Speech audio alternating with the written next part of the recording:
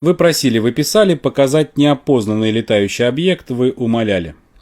Ну что ж, я вам его сейчас покажу. Но давайте вот как поступим. Такая вот задача от меня к вам, или игра, можно так сказать.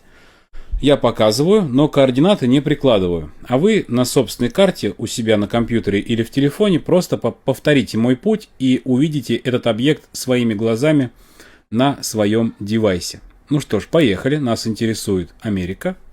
Полностью, целиком. Дальше мы идем в штат Флорида, Майами. Ищем Багамы. Уходим наверх. Вот такая страна. Приближаемся. Вот сюда. Вот тут мы находимся. Включаем режим просмотра. И если мне не изменяет память, то, по-моему, нажимаем вот сюда. Да, все правильно. Видим пару, которая снимает в зоопарке. Да, музей, зоопарк, аквариум, тут все. Фотография 2015 года. НЛО — это вот не лысина этого парня. Поворачиваем камеру. Ту-туру-туру-ту. Вызывайте секретные материалы. Вот вам летающая тарелка. НЛО, как и обещал. Причем, что интересно, если чуть-чуть подвинуться, вот вперед, летающая тарелка пропадает. То есть, скорее всего, она очень быстро пролетела или появилась, да, и вот на этом моменте камера оператора смогла ее запечатлеть. Вот. А вы говорили, что НЛО нельзя увидеть на Google картах. Вот, пожалуйста. Так что повторите мой путь, убедитесь в этом сами, что эта тарелка там есть. Вот. И ваши предположения в комментариях жду, что это может быть такое. А во-вторых, смогли ли вы повторить мой путь и найти то, что я вас попросил. Всем спасибо. Если вам нравится то, что я делаю, вы всегда можете меня поддержать. Все необходимые ссылки есть в шапке профиля. Пришел запрос от зрителя. Он хочет посмотреть на лестницу, по которой бегал Рокки, а также стоит ли там его статуя. Ну что же, задание несложное, но я с удовольствием его сделаю. Давайте мы откроем карту. Нас интересует город Нью-Йорк и чуть ниже место, где все это было, город Филадельфия. Вот здесь он находится. Чтобы найти то здание, где происходили съемки, нам требуется найти вот этот зеленый парк вот здесь, который ограничен рекой Скулкилл, и в самом его низу находится Филадельфийский музей искусства. Вот. На его-то лестнице и произошла та легендарная сцена. На секундочку, это один из крупнейших музеев изобразительного искусства в США. Какая интересная 3D-модель. Вот. Более 250 тысяч экспонатов находится в этом музее. Вот. Давайте мы приблизим вид и посмотрим на него. Вот так вот выглядит все это дело. Именно здесь и происходили съемки. Здесь каждый день полно туристов, и все фотографируются вот в таком вот стиле. Да, то есть, конечно же, как Рокки. Давайте освежим в памяти эту сцену. Вот она. Рокки вбегает по лестнице наверх. Да, у него получилось. Это было уже под конец фильма. Он теперь физически способен, да, выдержать все нагрузки. Вот, он не устает. И вот она, легендарная сцена с поднятием рук наверх. Вот. С разных ракурсов тут его снимают, как он прыгает на месте. В общем, классная сцена, да, мурашки по коже даже сейчас, спустя столько лет. Вот, именно здесь это все и произошло. Теперь пару слов про статую. Раньше она стояла здесь, в 1982 году. Да, ее поставили сюда. Фильм вышел в 1976-м. В 1982-м статуя появилась здесь наверху, но затем чуть позже ее убрали вниз. Я сейчас ее покажу. Вот. А сам фильм стал трижды оскароносным. Один раз получил «Золотой глобус», а Сталлоне получил мировую известность. Вот. А статуя его сейчас находится вот здесь вот, в небольшом скверике рядом с этим музеем. Давайте мы на нее посмотрим. Вот она, эта статуя, еще когда ее выносят туда ко входу. Да, а так она выглядит следующим образом. Вот такая статуя. Сейчас еще найду. Ну вот поближе можно посмотреть на нее. Вот сзади она так выглядит. Да. Время у меня я теряю время. Так, вот еще статуя. Ну и вот так. Так что статуя стоит, но внизу. Все координаты будут в описании. Вот, если вам интересно и приятно то, что я делаю, то вы всегда можете меня поддержать. Все ссылки будут в шапке профиля. Спасибо большое зрителю за запрос. Видео с самолетом в лесу улетело просто куда-то в космос по активности, поэтому давайте продолжим авиационную тематику. Для этого мы перемещаемся в Соединенные Штаты, Аризона, город Феникс, чуть-чуть южнее, город Тусон. Именно здесь находится гигантское хранилище списанной техники авиационной. Но прежде чем я вам ее покажу, хочется уйти южнее Тусона, и мое внимание привлекли вот эти зеленые ряды деревьев. Просто я сначала думал, что это такое. Вот, человечка быстренько бросаем сюда.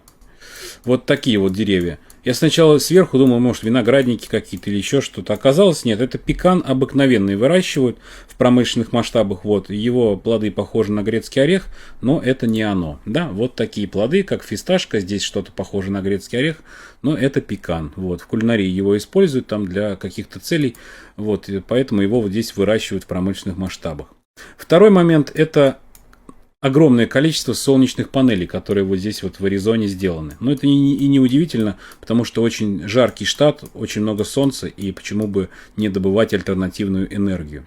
Вот. Третий момент – это геоглиф. Вот здесь и имеется такой вот, уже видно, что старенький, да, за ним практически не ухаживают, и вот тропинкой его еще и тут и испортили, да, нашагали, наездили, вот, и тут еще четвертый, тут еще угольные разрезы есть, там и добывают руду и так далее, вот, но возвращаемся к нашей теме. В самом городе Тусон, как я говорил, есть гигантское хранилище списанной авиационной техники, вот оно. Его прям видно, здесь военная база, и вот она вся техника. Если вы любитель самолетов, вертолетов, здесь можно прям посмотреть, что здесь есть. Вот. Более 4000 военных и правительственных самолетов здесь находится, а так, ну, бомбардировщики, истребители, транспортные самолеты здесь есть. Вот. Вообще, все они уже никогда не полетят, скорее всего, да, и в основном это хранилище используют на запчасти.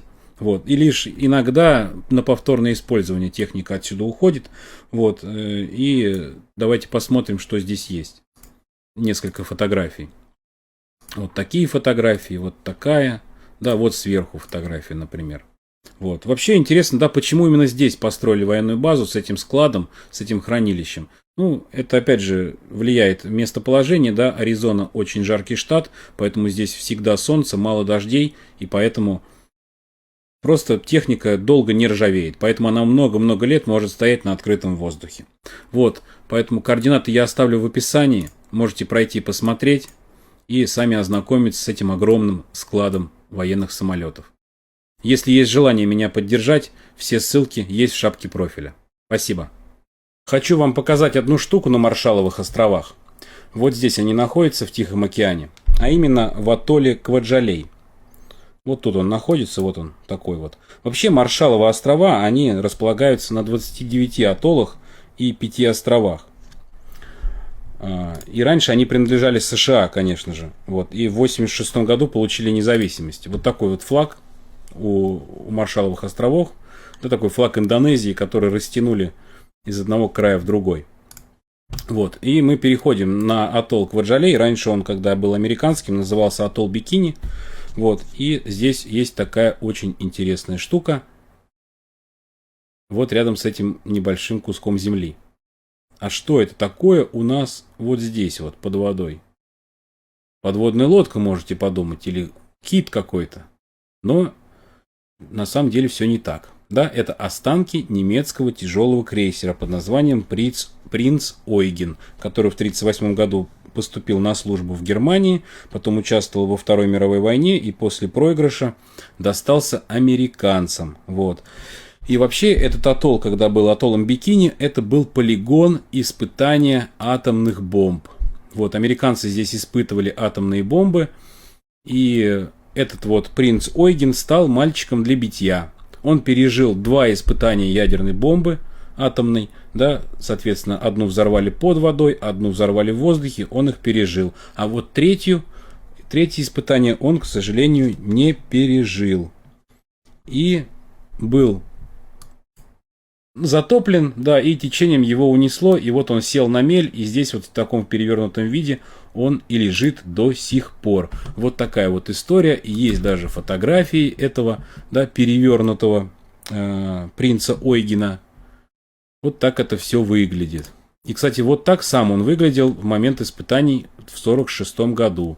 Здесь орудие с передней палубы сняли, но все остальное осталось. Вот. И вот просто его смотрели американцы, что будет с их кораблями в момент испытания. Да, вот его винт, да, лежит, вот его верх. Вот рыбы, господи, птицы сидят. Вот очень интересно. Я координаты оставлю.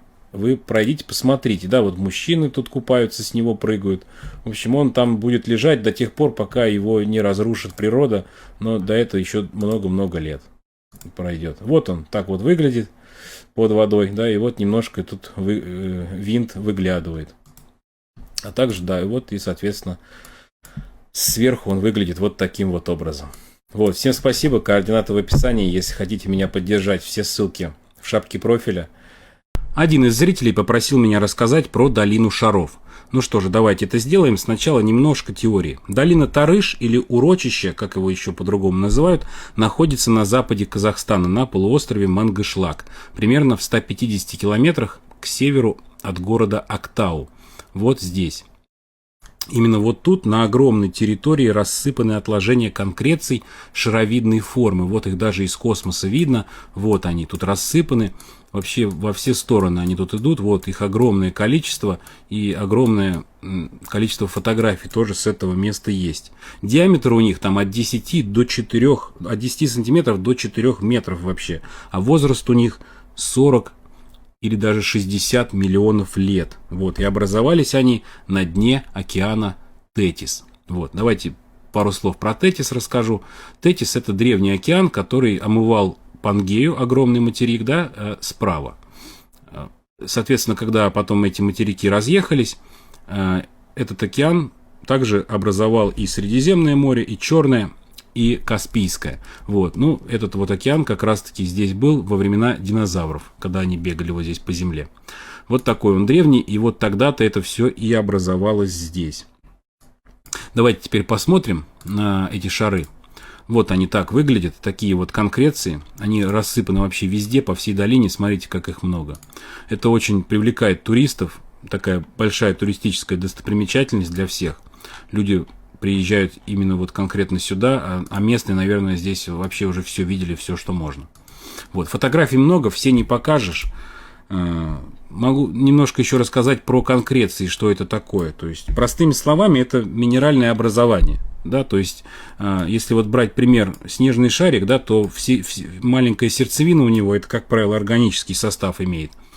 А потом это все со временем облепляется уже минералами. И получается такой вот на дне океана круглый такой каменный шарик, который потом, когда океан ушел, застыл, да, и превратился вот в такую вот интересную структуру. Вот. Это вот если говорить простыми словами, что такое конкреция. Ну, нам как туристам это вообще в принципе не интересно, зато очень красиво выглядит. Поэтому в долину шаров я рекомендую вам обязательно съездить, да, если вы из Казахстана, тем более очень быстро получится у вас это сделать. А если вы планируете поехать туда с туристическими целями, да, и с другой стороны, то запланируйте маршрут обязательно в эту долину и посмотрите на нее. Вот видите, какая красота. Вот. Всем большое спасибо. Если хотите меня поддержать, ссылка в шапке профиля. Казахам большой рахмет и всем спасибо. Смотрите, какую они в Лос-Анджелесе себе марину выкопали под яхты. Сразу видно искусственное происхождение, да, вот такой заплыв сюда. И давайте признавайтесь, где чья яхта стоит. Вон как много, какая-то из них по-любому ваша. Вот. Ну ладно, мне пришел запрос от моего зрителя найти из песни Eagles «Отель Калифорния» тот самый отель, да, который изображен на альбоме. Вот это изображение, я так понимаю, вот этот отель, да, и вот подпись, как называется сам альбом. Это альбом «Отель Калифорния», да, 5-й студийный альбом группы Eagles, вышедший в 1976 году. Вот их одноименная песня «Отель Калифорния» получила Грэмми как лучшая запись года в 1978 году. Вот. Давайте же найдем этот отель. Это отель Беверли-Хиллз отель называется. Вот так. Вот он находится вот здесь, на бульваре Сансет. Найти его достаточно легко. Вот такая вот штука. Узнаваемые его эти купола очень тоже легко находятся, но с дороги их не видно, потому что здесь деревьев много вокруг отеля, и поэтому плохо видно. Вот, вот он, Беверли-Хиллз отель. Нам нужно заехать внутрь туда, как будто бы мы едем заселяться. И въезжая на территорию, мы, соответственно, узнаем и видим вот эти вот башни, купола, да, с флагштоками. Вот это этот отель. Вот. Это один из самых известных отелей мира, да, который был открыт в 1912 году. Можно посмотреть на фотографии в интернете, какие здесь есть. Да, вот так вот он стоит. Но в основном это как рекламное объявление.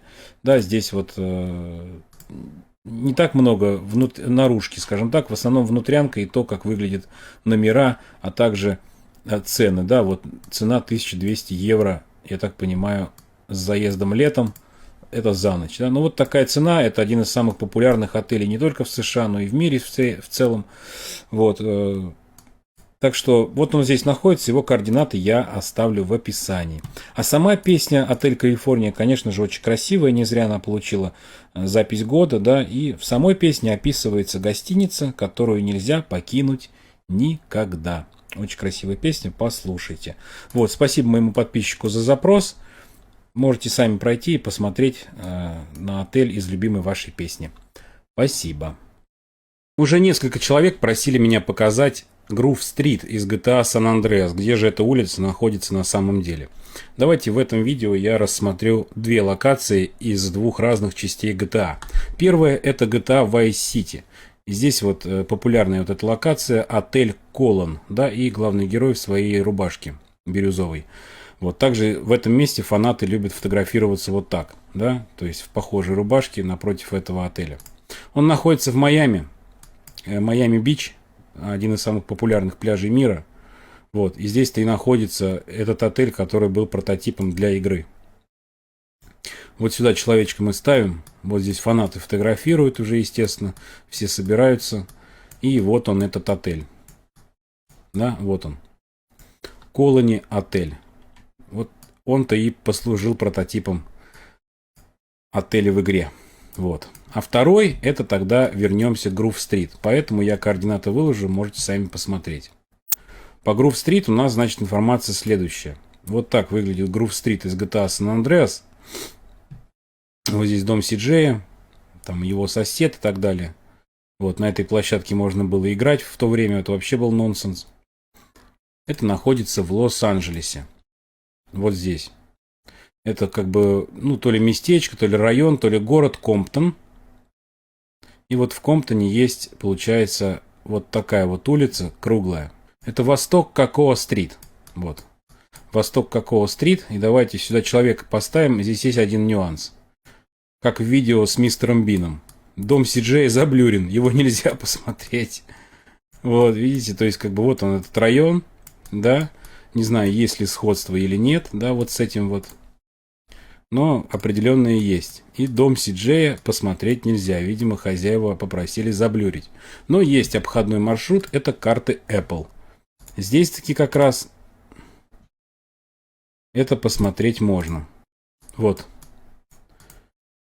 Это посмотреть можно. И вот он, дом, который заблюрен. Вот этот дом с таким вот деревом. Это здесь посмотреть можно. Вот, координаты этого места я скину, да, и также еще Грув-стрит есть в GTA 5, вот такая вот круглая улица, и вот сравнение GTA San Andreas с GTA 5. Все координаты будут в описании, вот, всем спасибо, можете сами пройти и посмотреть. На Apple все видно. Спасибо. Ребят, у меня вопрос к жителям Сибири и Крайнего Севера. А что вот это такое на карте? Ищем Байкал, дальше Вилюйское водохранилище. Идем наверх до местечка Оленек. Здесь, соответственно, одноименная река. Здесь нам нужно найти вот это вот, как бы такое озерко. Да, и, ну, я уже это вижу. Вот это что-то за самолет такой. Двухмоторный. Видно, что это не легкомоторный самолет. То есть это какой-то, видимо, по России, что ли, летал. Видно след от приземления в лес. Да, то есть это, ну, не летящий самолет над лесом. Это самолет, лежащий в лесу. Вот он приземлился, срубил все деревья, и вот он здесь встал. Кто-нибудь в курсе, что произошло в этом месте? Вот. Ответьте, пожалуйста. Очень интересно. То есть пилоты решили на воду не сажать, да, когда рядом речка идет. Они посадили в лес. Вот сюда самолет. Или так совпало, и он летит, и мы просто видим летящий самолет на Google картах. Жду ваших ответов, ребята.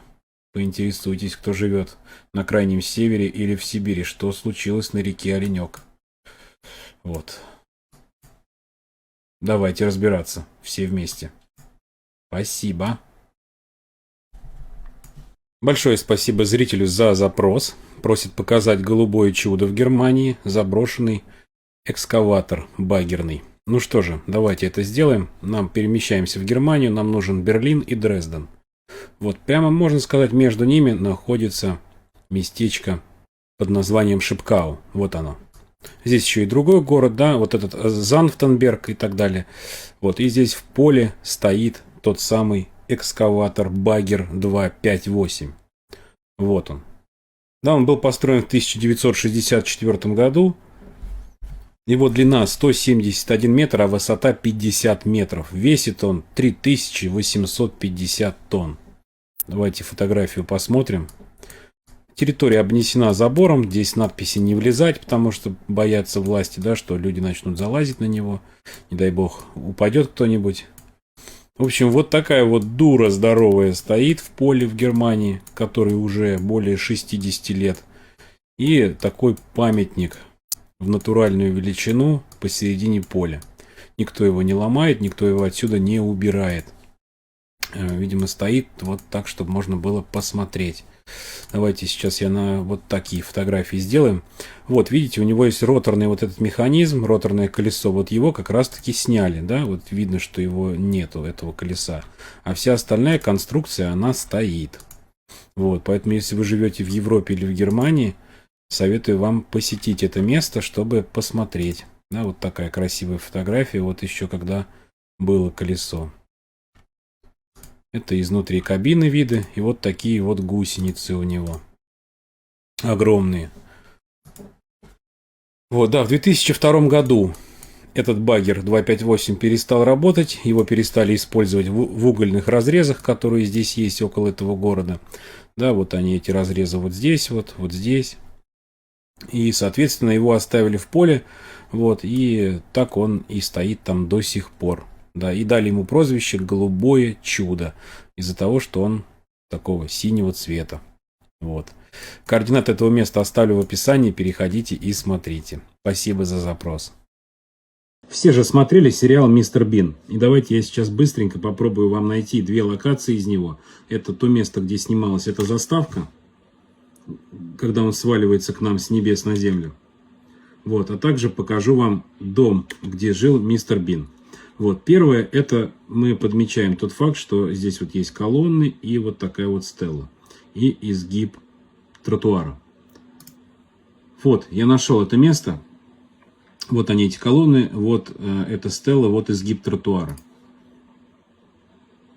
Это местечко Ричмонд, недалеко от Лондона. Здесь вот Ричмонд парк есть. И получается на пересечении Хилл-стрит и Уитакер-хаус и находится то самое место. Но что-то здесь не вяжется. Да? Мы видим вот такой вид, а в заставке он вот такой. На самом деле создатели сериала просто отзеркалили снимок, тем самым поменяв местами вот эти две ключевые точки, по которым и находится это место. Я вот для вас отзеркалил, вот как это выглядит. Вот стела, вот колонны слева, и вот он изгиб тротуара. И вот в заставке мы получаем то же самое. Поэтому вот это место, его координаты будут в описании. Еще в начале мы видим, в заставке мы видим вот такой вот купол. А вот в этом месте его нет, там за деревьями вода. На самом деле это собор Святого Павла, который находится в Лондоне. Вот он, здесь. Это просто взяли его макушку, обрезали и на монтаже добавили. Вот такая вот хитрость от создателей сериала. Второй момент — это вот дом, в котором жил, да, мистер Бин, вот он из которого выходит в 6-й серии сериала. Тоже с ним интересная ситуация. Раньше на Google картах его можно было посмотреть. Вот так вот он интересно ходит. Вообще шикарно в своем стиле, да. И здесь вот тоже увиден еще дом сзади. Я нашел этот дом. Находится это тоже рядом с Лондоном. Местечко Сурбитон. На пересечении вот Крайстчерч-роуд и Авеню. Здесь и находится этот дом. Но на него нельзя посмотреть, он заблюрен. Вот так они сделали, просто заблюрили дом мистера Бина. И на него нельзя посмотреть. Но это этот дом. Его легко отличить по дому сзади. Вот он и фигурирует в сериале, вот в этих сериях, вот это он. Вот, легко его понять, что это этот дом. Но этот дом раньше можно было посмотреть, сейчас вот нельзя. Заблюрен со всех сторон. Ну вот на ютубе есть его изображение. Вот так он выглядит, уже большая, огромная береза выросла перед ним. Вот. Так что вот две локации из мистера Бина, все координаты будут в описании. Мне очень нравился этот сериал. Всем спасибо. В этом видео я перемещу нас в Боливию. На юго-западной части этой страны, возле городка Уюни, находится знаменитое кладбище поездов. Давайте найдем это место. Вот город Сукра есть. Здесь вот такое белое пятно. Это Солончак знаменитый. И вот рядом с ним находится город Уюни. Вот он. И здесь прямо сверху видна вот эта темная полоска. У меня вот даже карандашки есть. Видите, вот темная полоска. Это и есть кладбище поездов. Давайте приблизим и посмотрим на него. Вот оно. То есть оно... Это открытая площадка на самом деле. Вот. Из ржавых паровых локомотивов. Здесь вот вагоны, а локомотивы, они как бы подальше вот там стоят. Вот. И их, по сути, забросили. Да? Они сюда приехали где-то в 19-20 веке из Великобритании для обслуживания региональных маршрутов.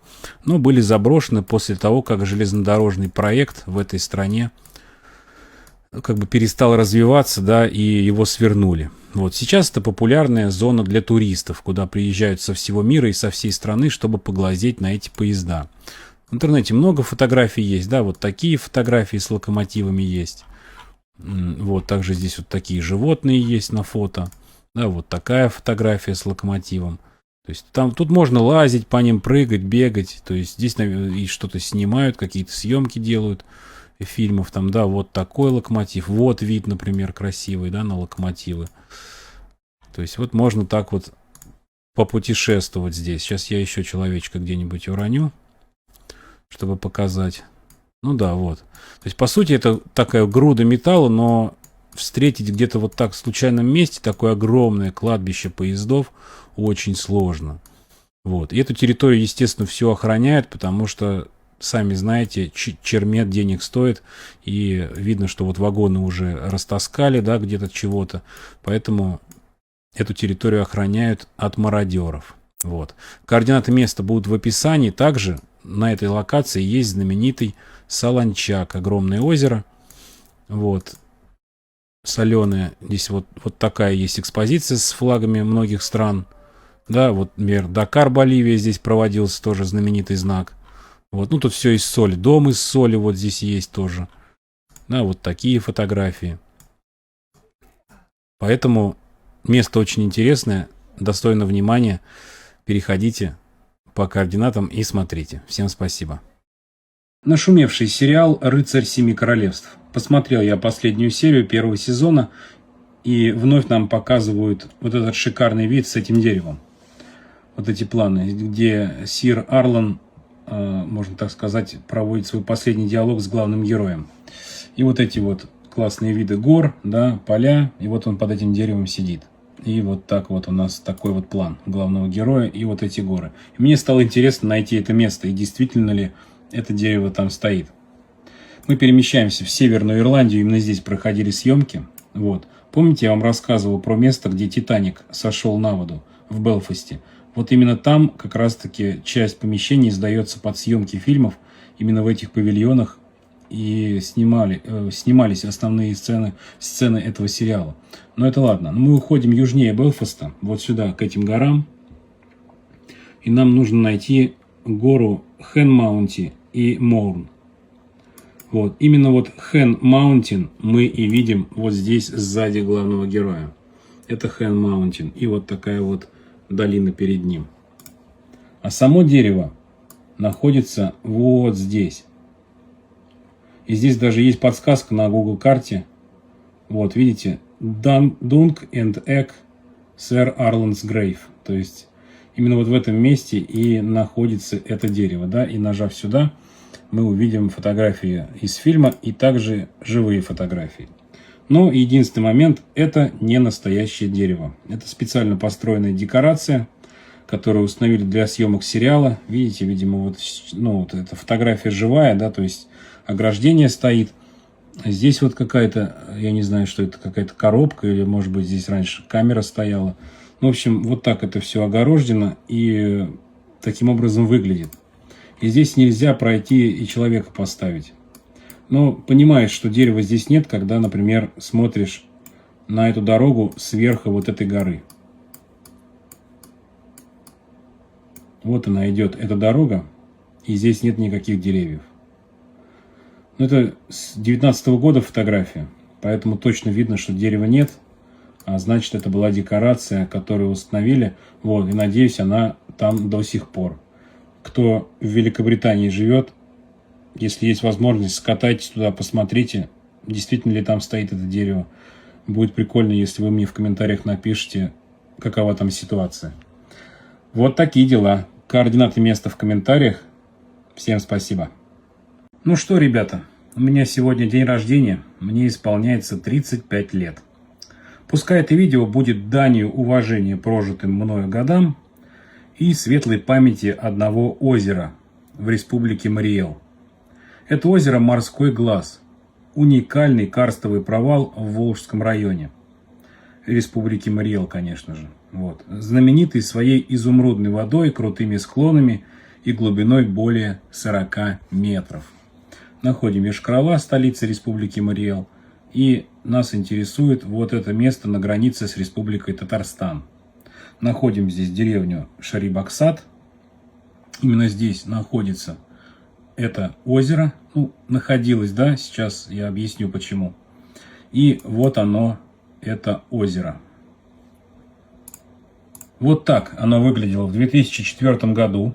Ему более 20 тысяч лет, и оно образовалось в результате карстового провала. Глубина там более 40 метров у него была.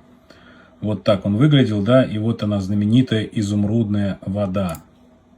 И давайте нажмем вот сюда на картинки Морского Глаза. Вот эта фотография тоже с другого края. Вот такая это видео есть приложено. Вот такая фотография. Место шикарное, такое гористое, озеро уникальное, да, что находится по сути на холме. Вот такие виды из леса. Это все было, конечно, очень классно. Но в 2022 году уровень воды в этом озере очень резко упал. Вот такой вот есть вид с воды прям. Да, в 2022 году уровень воды упал, и к 2025 году озеро полностью обмелело, оставив за собой только лишь воронку. Вот так это выглядит.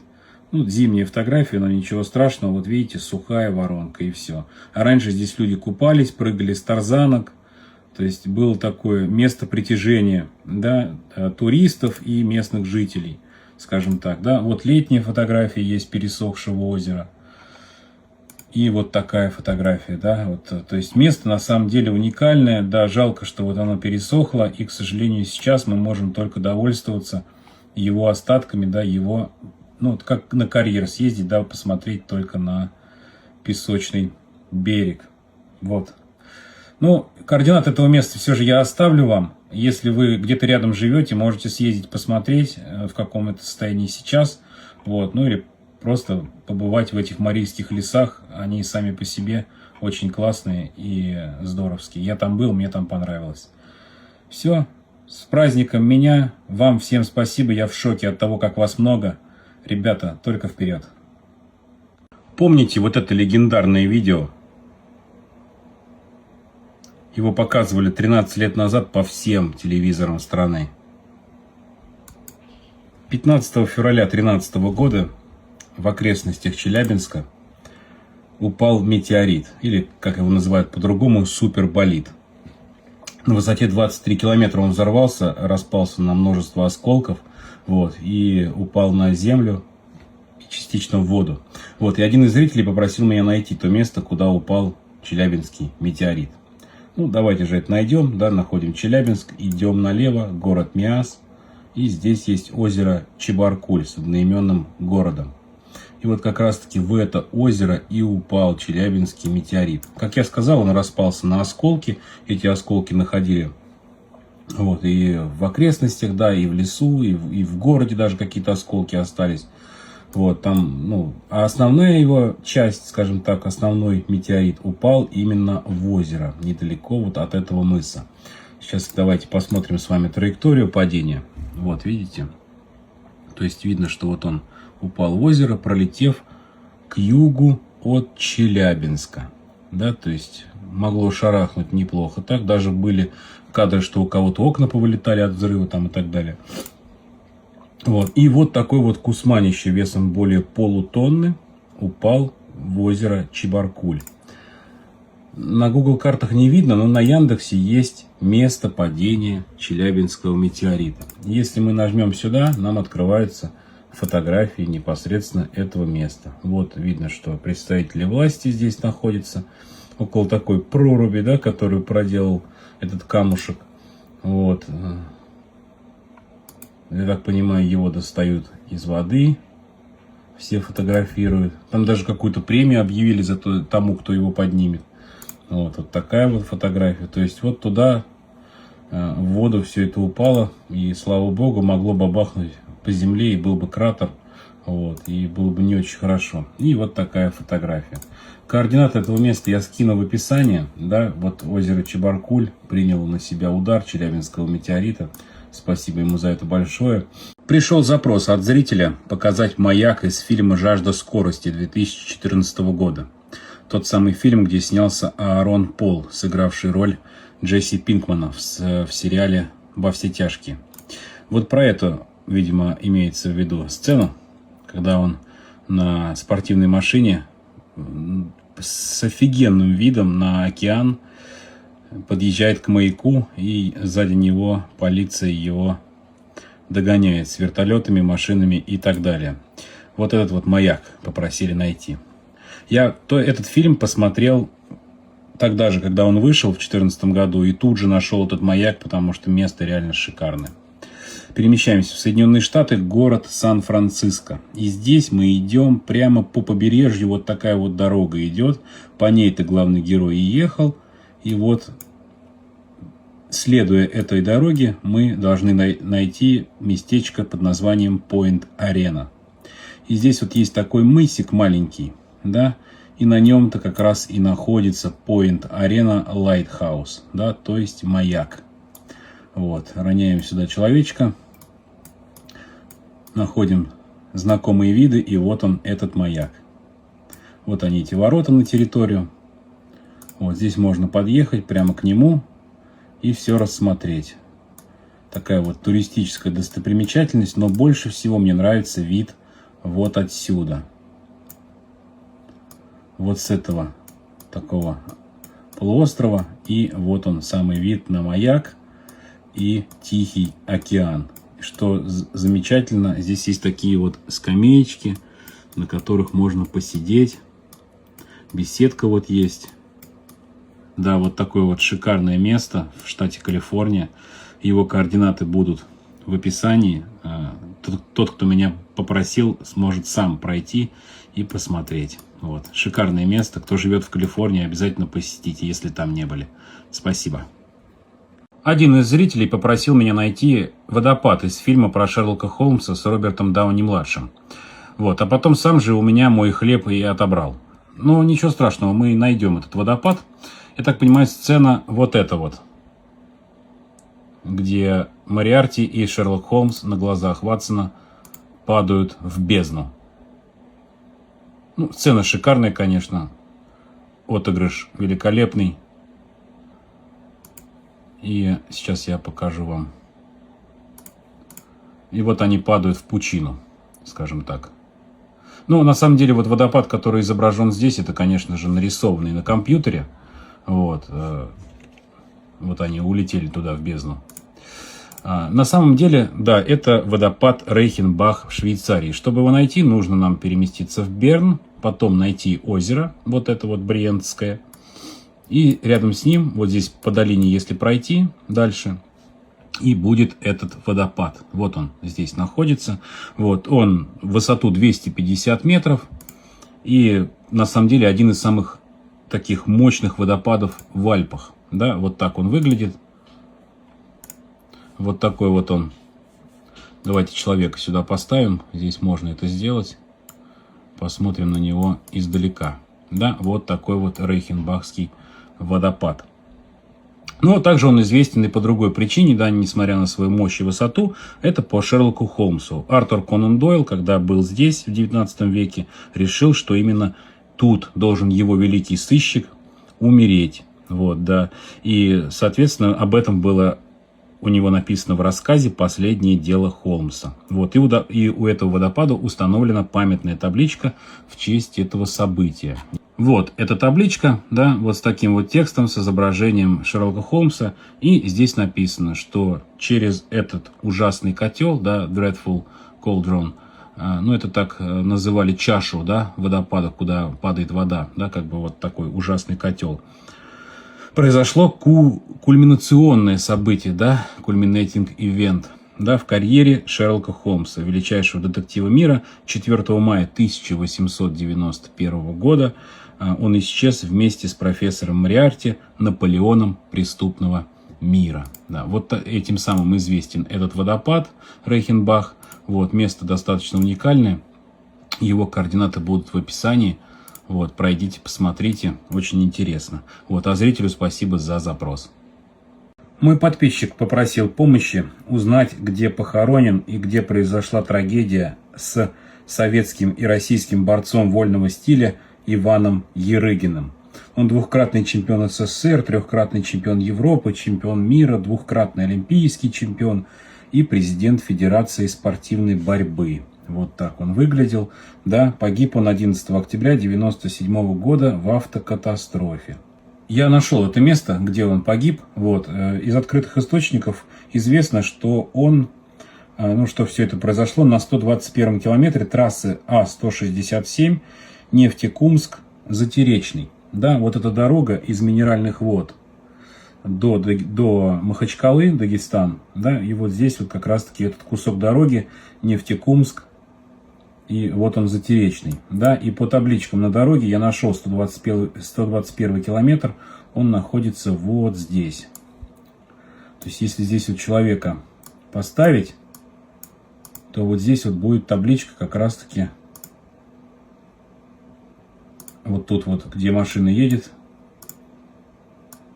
будет написано 121 километр. Именно здесь и произошла авария. И как раз-таки тут мы видим, находится кинотаф. Да, вот он, кинотаф с места гибели Ивана Ярыгина. Вот, но лучше смотреть на Яндекс.Картах, потому что Google сюда не поворачивал. Вот здесь вот прям видите написано Иван Ярыгин. Вот, и нажав сюда, мы видим, как выглядит этот кинотаф. Вот, Иван Ярыгин, русскому богатырю от дагестанцев. Вот здесь он ехал на соревнования в Махачкалу, и вот машина его разбилась. Врезался он в КамАЗ, да, в тяжелый, и 2 человек погибло, 2, слава богу, выжило. Да, вот. Соответственно, я нашел это место, да, а похоронен он на Троекуровском кладбище, участок номер 4. Вот так его могила выглядит. Да, то есть, если будете в Москве, можете ее найти. 48 год, 97-й. Вот, надеюсь, помог. Все координаты будут в описании, сможете пройти и самостоятельно посмотреть это место. Вот, надеюсь, я вам помог. Спасибо за запрос. Виктор Робертович Цой. Советский музыкант, основатель и лидер группы «Кино», один из самых влиятельных и известных рок-музыкантов Советского Союза. Прожил он всего 28 лет и, к сожалению, 15 августа 1990 года погиб в автокатастрофе на 35-м километре дороги Р-126 в Тукумском районе в Латвии. Давайте же найдем это место, посмотрим, где она находится на карте, и вы сами сможете пройти и посмотреть. Вот, находим Ригу, также Юрмала, и двигаемся по Рижскому заливу налево по прибрежной полосе. Находим местечко Кастер-Циимс, вот, и как раз таки напротив находится дорога. Сейчас она называется Р-128, но раньше она была Р-126. Р-126 это советская дорога.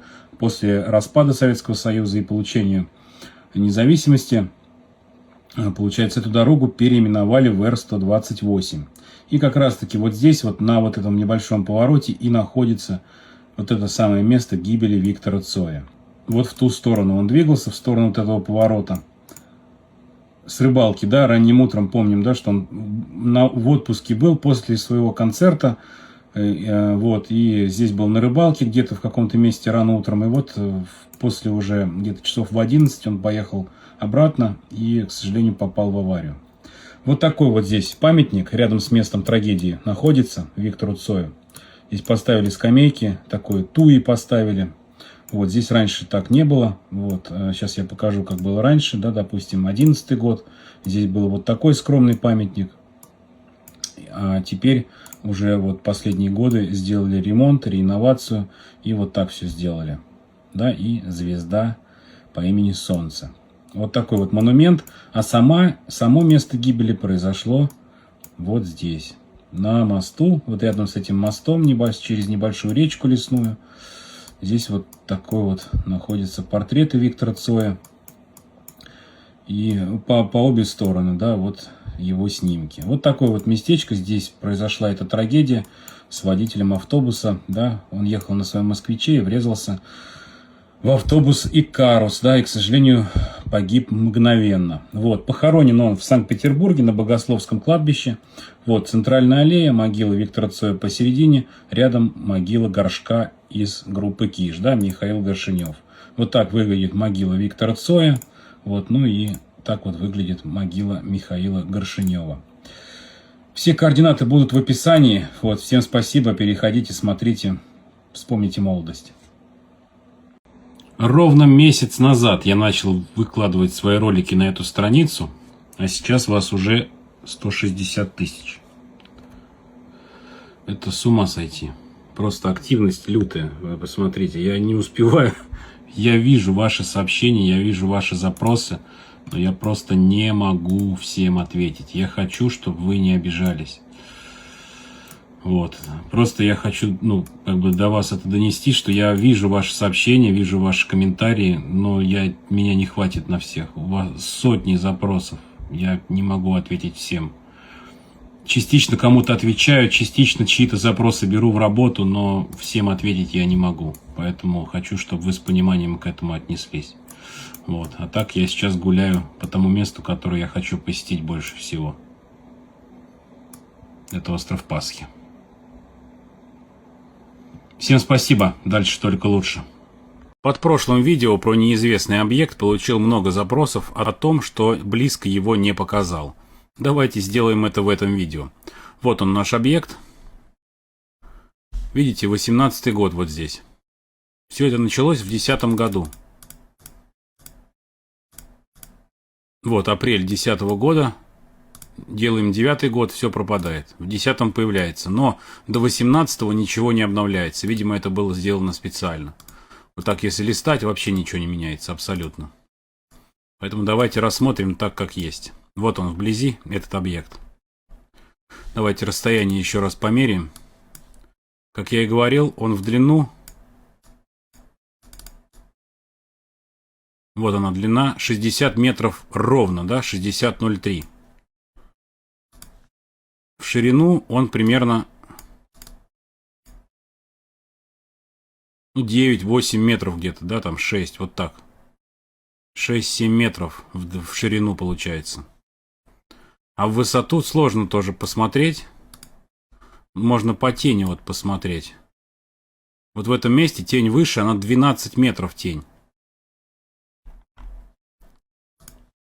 Вот если на него вот посмотреть, как вот его увидеть? Я его поэтому и не показывал, потому что он плоский. Он же не 3D. Как вот на него смотреть? Вот такой вот он объект. Вот это вот место явно выше, чем все остальное, потому что тень выше. То есть это какая-то головеха у него такая, да? А это вот тело получается.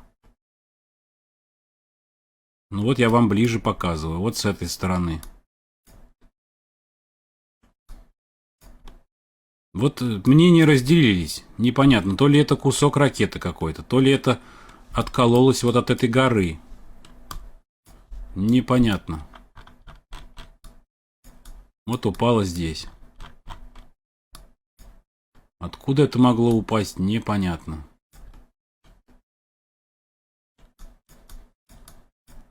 Вот показал вам объект ближе. Надеюсь, это поможет как-то в расследовании в нашем. Но он, к сожалению, не в 3D. На него посмотреть нельзя. Вот он плоский, видите? Поэтому я его и не показывал. Продолжаем разбираться дальше. Узнаем мир вместе. Вы просили от меня что-то секретное, необъяснимое и загадочное. Таковое и есть у меня.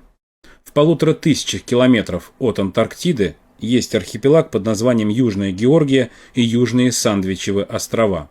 Это территория Великобритании, вот она Георгия, вот Сандвичевы острова. Принадлежит это Великобритании, да, открыл там это повторно Кук в 1775 году, нанес на карту. Вот, их открыли, конечно, раньше, но там не до этого было, поэтому на картах не было такого острова.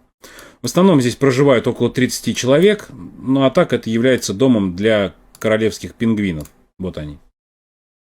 Такая большая вот колония здесь, в общем, интересная. Но я собрал вас здесь не по этому поводу. Нас интересует вот эта точка на этом острове. Как вы видите, здесь все отбелено и ничего не видно. Это снимки 26 года. Открывая Google Earth приложение, мы видим то же самое. Но чем хороша эта программа, мы можем здесь уйти во времени назад. Если мы отмотаем на 18 год, мы увидим неизвестный объект. Что это такое? Это явно что-то упало и проехалось по снегу и остановилось. Я замерил в длину это примерно 60 метров. По тени видно, что достаточно объект высокий, то есть это какая-то штука массивная такая, длинная, пролетела. Видим след от нее. То есть это вот по прямой так с горки съехало. Мы можем вот так вот покрутить и посмотреть, что это действительно вот склон. Видите? У меня есть пару догадок, что это может быть. Во-первых, это может быть какой-то объект с неба, действительно, который упал, врезался в эту гору. Вот здесь видно, что навалено снега, то есть сошла небольшая лавина, такая куча образовалась. Объект ударился вот сюда, и потом под собственным весом он просто съехал вниз и остановился вот в этой точке. Либо это может быть кусок этой скалы, либо это лед, либо это кусок камня, который просто со временем от эрозии там, или еще от чего-то, от каких-то воздействий, отвалился, упал вот сюда и съехал вниз. Многие ребята, кто картами занимается и интересуется, уже задавались этим вопросом, им непонятно, что это такое. Возможно, это что-то инопланетное даже, потому что это от нас скрывают. Не просто так, они на гугле все отбелили. И здесь тоже невозможно посмотреть, все белое. То есть, возможно, до этого объекта добрались люди, что-то с ним сделали, может быть, его убрали, может быть, его разобрали, я не знаю. Поэтому давайте разбираться в комментариях, что же это такое может быть, и я буду ждать ваших ответов. Если вам нравится то, чем я занимаюсь, вы всегда можете меня поддержать, все ссылки будут в шапке профиля. Узнаем мир вместе. От зрителя поступил запрос показать знаменитую сцену из фильма «Красотка», где он дарит ей цветы на лестнице. Ну что же, давайте в честь праздника это сделаем. Фильм «Красотка» вышел в 1990 году. В главных ролях сыграли Ричард Гир и Джулия Робертс, режиссер Гарри Маршалл. Интересный факт про этого режиссера. В 1999 году он снял еще один фильм с этими же героями под названием «Сбежавшая невеста». Вот такой был постер этого фильма. Посмотрите, если не смотрели. И вкратце можно сюжет описать так. Богатый бизнесмен Эдвард нанимает девушку легкого поведения Вивиан в качестве спутницы, и между ними постепенно возникают настоящие чувства, меняющие их жизни. Освежим в памяти ту самую сцену. Вот он, Эдвард, лезет по лестнице, он боится высоты по фильму. ему очень страшно, но он вот так по стеночке с цветами в зубах идет к Вивиан, получается. Вот она к нему спускается. И вот они встречаются, целуются, и камера отдаляется. Это Голливуд. Земля мечты. И здесь как бы это Голливуд, земля мечты, Нет, но вы мечтаете. и что нужно мечтать. И на этом фильм и заканчивается. Давайте же найдем то место, где это снималось. Все это снималось на самом деле в Голливуде, в Лос-Анджелесе. Это место очень легко найти. Идем в Лос-Анджелес, дальше ищем район Голливуд. Здесь нужно найти нам Голливуд бульвар, бульвар Голливуд. Рядом с Голливудской аллеей славы, по сути, съемки и происходили. Здесь надо найти улицу под названием Север Лас-Пальмас-Авеню. И вот он, наш отель. Такой прямоугольный. Давайте человечка сюда уроним и посмотрим на него. Вот он, наш отель, и вот та самая лестница из этой сцены. Вот он. Они, кстати, молодцы, они цвет вообще не меняли. То есть он как был вот такой желтоватый, такой он и остался. Единственный момент, вот это вот дерево, которое здесь, это дерево стоит, а этого дерева уже нет, вместо него кусты растут. И вот здесь видно, что в 90-м году была парковка, а здесь сейчас уже здание построили. И если посмотреть по истории фотографии здесь в Гугле, то этот отель появился примерно году так в 20-21. То есть вот в 18-м уже стройка началась, забор стоял и все такое прочее. Вот этот отель, вот та самая лестница, где стояли главные герои и на чем закончился фильм. Вот. Так что координаты этого места будут в описании. Если вам нравится то, чем я занимаюсь, вы всегда можете меня поддержать. Все ссылки будут в шапке профиля. Узнаем мир вместе. Поздравляю всех женщин и девушек с 8 марта. Реалити-шоу «Последний герой». Первая серия первого сезона вышла 17 ноября 2001 года. 16 человек высадились на 2 необитаемых острова на архипелаге Бокас-дель-Торро, что располагается в Панаме в Карибском море. Ведущим первого сезона был Сергей Бодров-младший, который меньше чем через год пропадет без вести в Кармадонском ущелье вместе со своей командой. Ну что, подготовили мурашки? Давайте. Через 39 дней на острове останется только один человек. Но и он может больше потерять, чем найти. Это история о них.